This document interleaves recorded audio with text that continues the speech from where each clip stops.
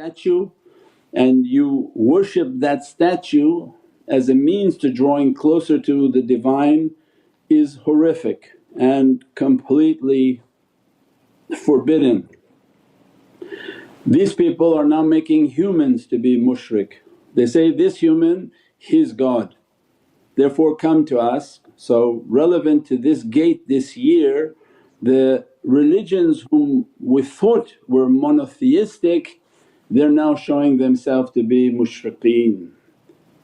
They're not similar, we are not similar. We have nothing to do with any man who calls himself God. And then the cousin says, no, their Messiah, he's a Messiah. So, yeah, but in your doctrine he's going to call himself Hashim, which is their name for God. That is a mushrik. So say, oh Shaykh, we're similar. Absolutely not similar, because now the mushriks have shown themselves. What the nation of Islam under the order of Prophet what I fear most for my nation is they're not going to make Muhammadun Rasulullah to be God, astaghfirullah. He said, I fear for my nation hidden shirk, shirk khafi, which was what? The Ahlul Bid'ah people. Hidden shirk is when somebody sits and pretends they are God and they start to pass judgment on everyone, because that was the greatest shirk. The hidden shirk is the one whom sits and judges God's creation.